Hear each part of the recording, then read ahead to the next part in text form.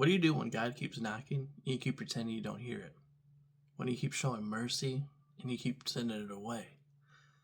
At some point, the warnings stop being warnings and they start feeling like consequences.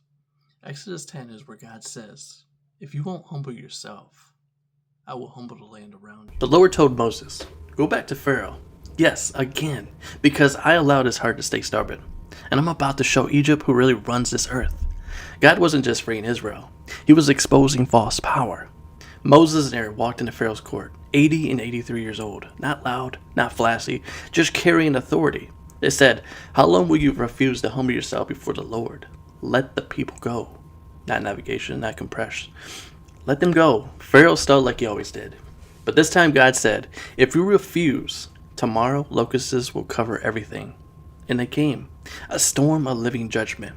They covered the ground so thick you couldn't see the soil. They ate what the hail didn't destroy. Trees were stripped bare, fields empty, no harvest, no future. And suddenly, Pharaoh, he was in a hurry. He called for Moses and said, I have sinned, forgive me, pray for me. But watch this. He didn't say he would change. He just wanted relief. Some people don't want transformation. They want pressure to stop. Moses prayed, the wind shifted, the locusts were blown into the sea. Relief came, and Pharaoh, he hardened his heart again. So God escalated. Darkness, not clouds, not night. Darkness you could feel. 3 days, no movement, no lights in the house, no direction. Except in Israel, they had light, catch that.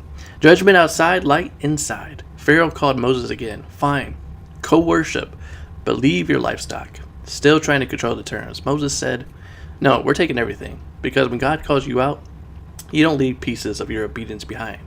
Pharaoh snapped. God, get out of my sight. If I see you again, you will die. Moses said, you won't see me again. And that was it. Here's the real word. Pharaoh wasn't destroyed by God hating him. He was destroyed because he refused to humble himself. Exodus 10 is about a heart that keeps saying, I'll change when it's convenient. But obedience doesn't wait for convenience. It demands surrender. If we're honest, some of us are praying for light while still navigating with darkness. God will send warnings. God will send mercy. He will send chances. But if you keep resisting him, he will turn the lights off around you so you can finally see. This chapter isn't about locusts. It's about pride. It's about what happens when power refuses to bow. And the question isn't, why did God judge Egypt? The question is, what area of my life am I still trying to control while asking God to bless it? Because when God says, let it go, he means everything.